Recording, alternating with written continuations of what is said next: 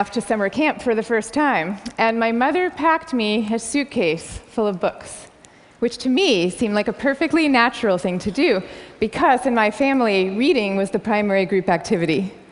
And this might sound antisocial to you, but for us, it was really just a different way of being social. You had the animal warmth of your family sitting right next to you, but you were also free to go roaming around the adventure land inside your own mind. And I had this idea that camp was going to be just like this, but better. I had a vision of 10 girls sitting in a cabin, cozily reading books in their matching nightgowns. Camp was more like a keg party without any alcohol. And on the very first day, our counselor gathered us all together, and she taught us a cheer that she said we would be doing every day for the rest of the summer to instill camp spirit. And it went like this. R-O-W-D-I-E, that's the way we spell rowdy, rowdy, rowdy. Let's get rowdy. Yeah. So I couldn't figure out for the life of me why we were supposed to be so rowdy, or why we had to spell this word incorrectly.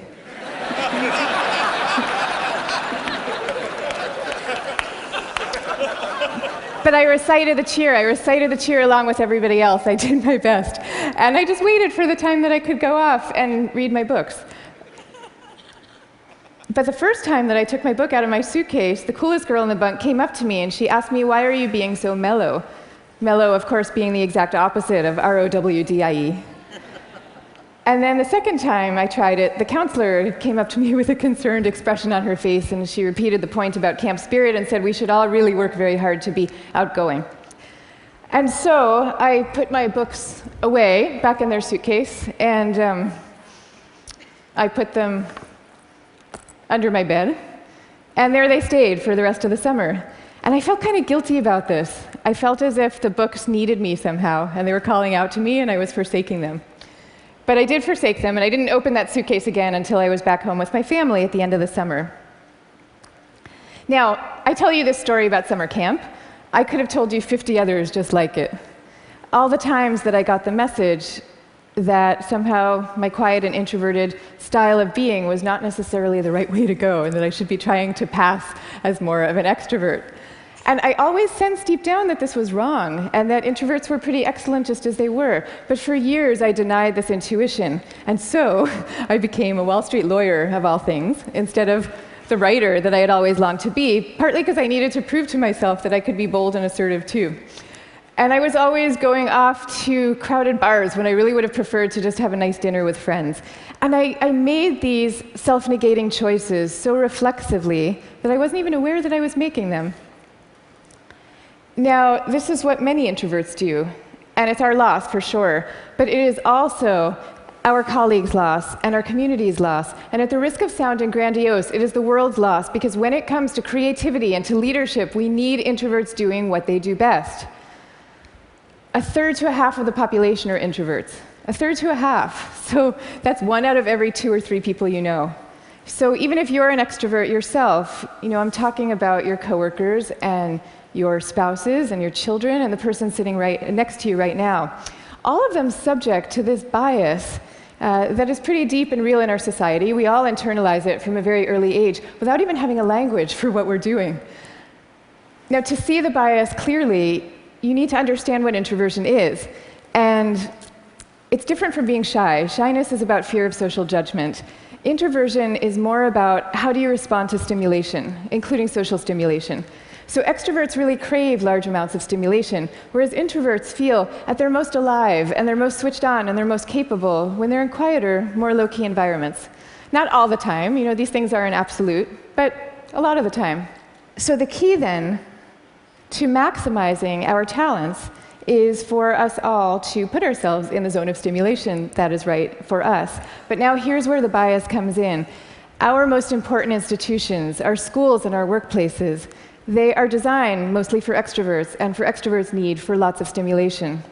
And also, we are living through this belief system. We have a belief system right now that I call the new groupthink, which holds that all creativity and all productivity comes from a very oddly gregarious place.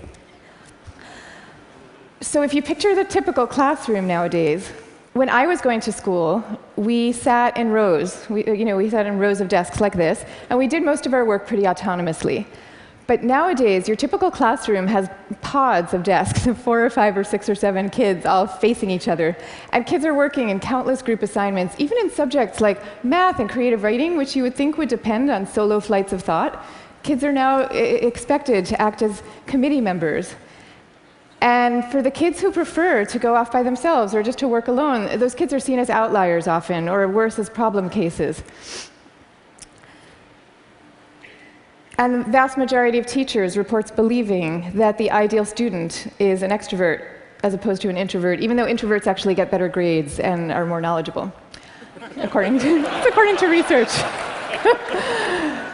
Okay, same thing is true in our workplaces. Most of us work in open-plan offices without walls, where we are subject to the constant noise and gaze of our coworkers. And when it comes to leadership, introverts are routinely passed over for leadership positions, even though introverts tend to be very careful, much less likely to take outsized risks, which is something we might all favor nowadays. And interesting research by Adam Grant at the Wharton School has found that introverted leaders often deliver better outcomes than extroverts do, because when they are managing proactive employees, they're much more likely to let those employees run with their ideas, whereas an extrovert can quite unwittingly kind of get so excited about things that they're putting their own stamp on things, and other people's ideas might not as easily then bubble up to the surface. Now, in fact, some of our transformative leaders in history have been introverts. I'll give you some examples. Eleanor Roosevelt, Rosa Parks, Gandhi. All these people describe themselves as quiet and soft-spoken and even shy.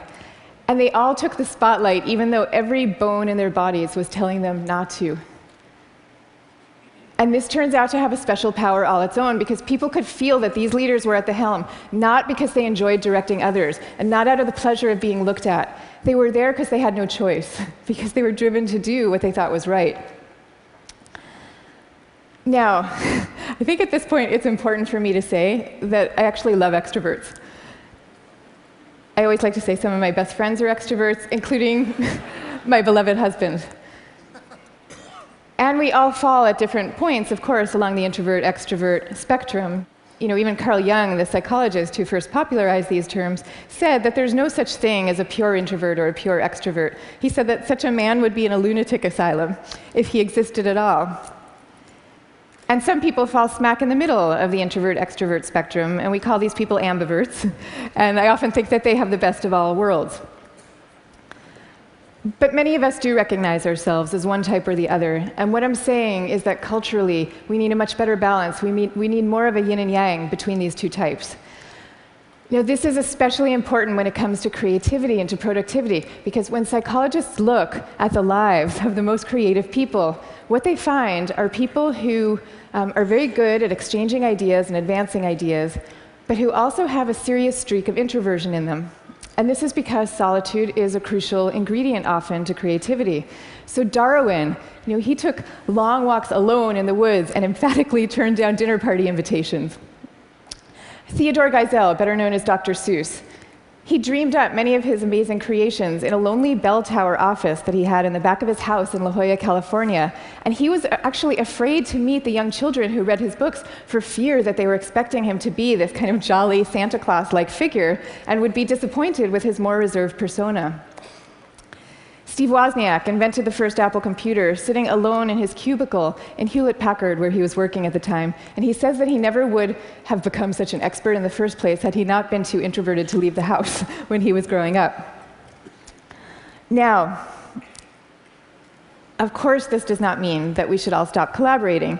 And case in point is Steve Wozniak famously coming together with Steve Jobs to start Apple Computer.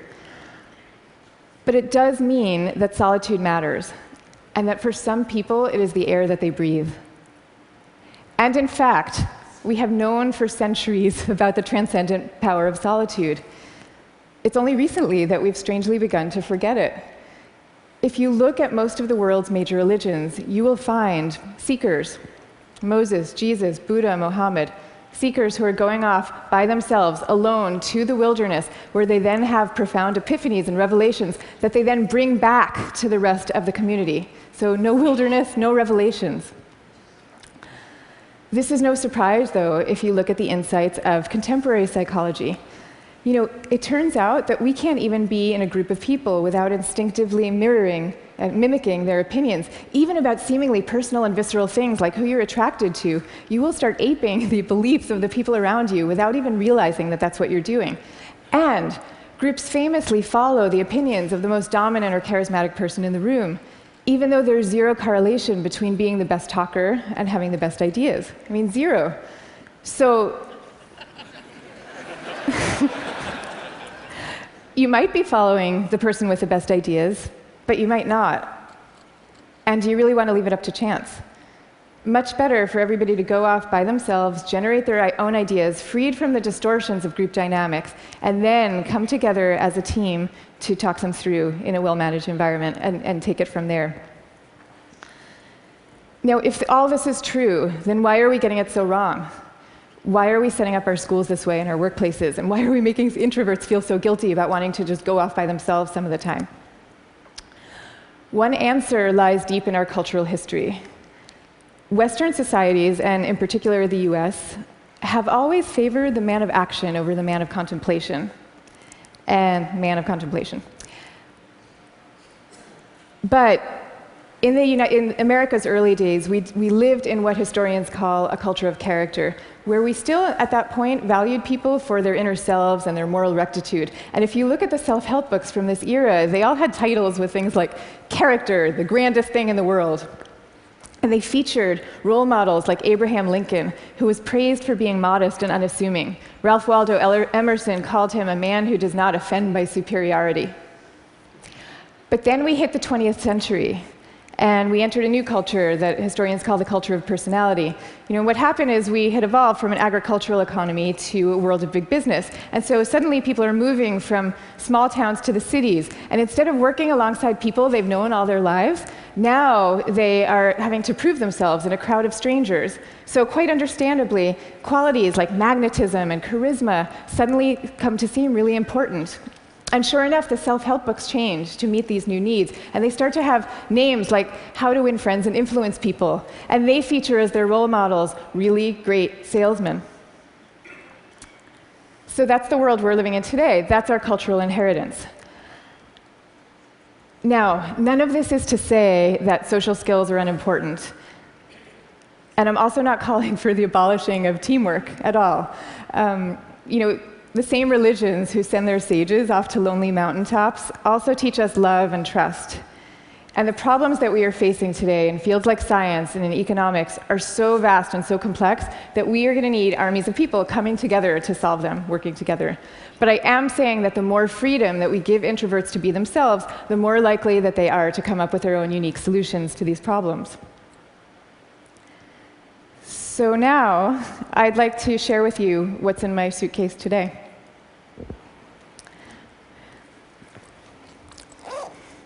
Guess what? Books. I have a suitcase full of books. Here's Margaret Atwood, Cat's Eye. Here's a novel by Milan Kundera. And here's The Guide of the Perplexed by Maimonides. But these are not exactly my books. I brought these books with me because they were written by my grandfather's favorite authors. My grandfather was a rabbi, and he was a widower who lived alone in a small apartment in Brooklyn that was my favorite place in the world when I was growing up, partly because it was filled with his very gentle, very courtly presence, and partly because it was filled with books. I mean, literally, every table, every chair in this apartment had yielded its original function to now serve as a surface for swaying stacks of books. Just like the rest of my family, my grandfather's favorite thing to do in the world was to read. But he also loved his congregation, and you could feel this love in the sermons that he gave every week for the 62 years that he was a rabbi. He would take the fruits of each week's reading, and he would weave these intricate tapestries of ancient and humanist thought, and people would come from all over to hear him speak. But here's the thing about my grandfather. Underneath this ceremonial role, he was really modest and really introverted, so much so that when he delivered these sermons, he had trouble making eye contact with the very same congregation that he had been speaking to for 62 years. And even away from the podium, when you called him to say hello, He would often end the conversation prematurely for fear that he was taking up too much of your time. But when he died at the age of 94, the police had to close down the streets of his neighborhood to accommodate the crowd of people who came out to mourn him. And so these days, I try to learn from my grandfather's example in my own way. So I just published a book about introversion, and it took me about 7 years to write. And for me, that 7 years was like total bliss, because I was reading, I was writing, I was thinking, I was researching. It was my version of my grandfather's hours a day alone in his library. But now, all of a sudden, my job is very different. And my job is to be out here talking about it, talking about introversion.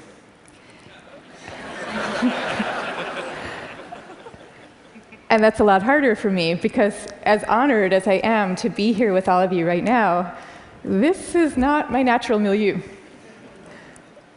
So I prepared for moments like these as best I could. I spent the last year practicing public speaking every chance I could get, and I called this my year of speaking dangerously. And that actually helped a lot. But I'll tell you, what helps even more is my sense, my belief, my hope, that when it comes to our attitudes to introversion and to quiet and to solitude, we truly are poised on the brink of dramatic change. I mean, we are. And so I am going to leave you now with 3 calls for action for those who share this vision. Number 1, stop the madness for constant group work. Just stop it. Thank you.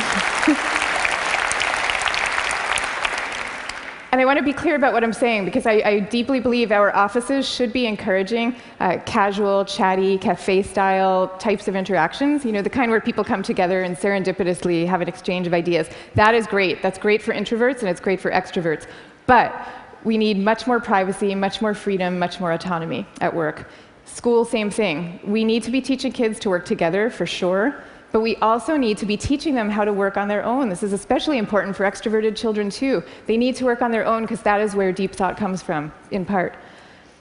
Okay, number 2, go to the wilderness. Be like Buddha. Have your own revelations.